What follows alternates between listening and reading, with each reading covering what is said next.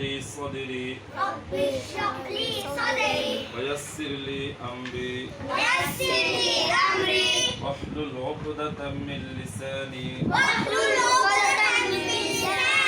يفقه قولي سعد بولو يفقه قولي ربي يسر ولا تعسر وتمم علينا بالخير اللهم صل على محمد وعلى آل محمد كما صليت على إبراهيم وعلى آل إبراهيم إنك حميد مجيد اللهم بارك على محمد وعلى آل محمد كما باركت على إبراهيم وعلى آل إبراهيم إنك حميد مجيد أعوذ بالله من الشيطان الرجيم سورة الفاتحة مكية بسم الله الرحمن الرحيم الحمد لله رب العالمين الرحمن الرحيم مالك يوم الدين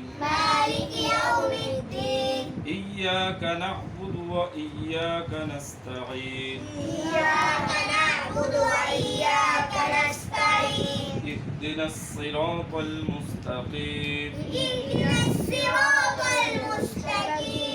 صراط الذين أنعمت عليهم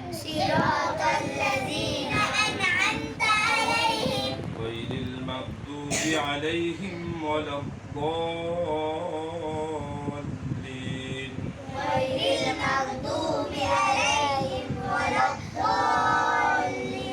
آمين صدق الله তোমরা আপনার জন্য আর মেয়ের জন্য আর সাদের জন্য দোয়া করবা আর আজকে নতুন কোরআন শরীফ নিচে যেন সুন্দর মতো করতে পারে, যেন আল্লাহ পাক মেধা শক্তি বাড়িয়ে দেয় আর পড়ার মধ্যে যেন মনোযোগ থাকে, এদিক সেদিক যেন না থাকা, ঠিক মতো পড়া যেগুলো দিব আবার হোমওয়ার্ক যেন ঠিক মতো দিয়ে দিতে পারে দোয়া করবা। আর আমরা এখন একটু ছোট্ট করে মোনাজাত করি।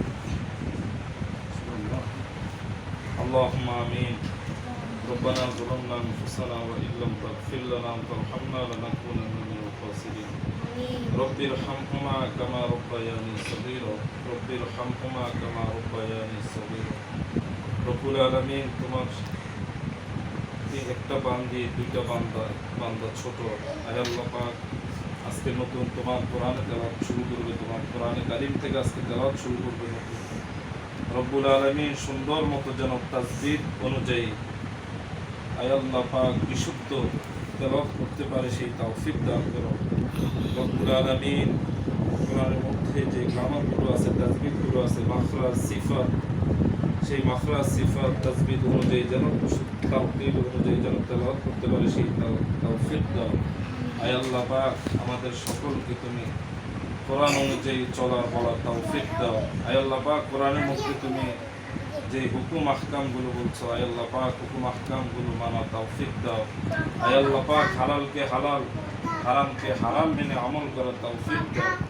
রব্বুল আলামিন তোমার কোরআনের আলোয় আমাদেরকে তুমি আলোকিত করে দাও। আয় আল্লাহ পাক তুমি আমাদেরকে সকল প্রকার গুনাহের কাজ থেকে হেফাজত করো। আয় আল্লাহ পাক মৃত্যু পর্যন্ত যেন কোরআনের সাথে লেগে থাকতে পারে সেই তৌফিক দাও। আয় আল্লাহ পাক দুনিয়াতে যেন কোরআন হাদিস গবেষণা করতে পারি, নিজে আমল করতে পারি, মানুষকে আমল করার জন্য বলতে পারি। আয় আল্লাহ পাক সবাই যেন হেদায়েতের দিকে চলে আসে, ইসলামের পথে যেন সবাই চলে আসে। আয় আল্লাহ পাক সেই তৌফিক দান করো রব্বুল আলামিন। ঈমান নিয়ে বাঁচবার, ঈমান নিয়ে মরবার তৌফিক দাও। আয় আল্লাহ পাক ঈমানের কালিমা পড়ে পড়ে কবরে যাওয়ার তৌফিক দিও রব্বুল আলামিন। যেদিন তুমি আমাদেরকে ডাক দিবা আয় আল্লাহ পাক, ওই দিন আমাদের সকলের জবানে জারি করিয়ে দিও লা ইলাহা ইল্লাল্লাহু মুহাম্মাদুর রাসূলুল্লাহ।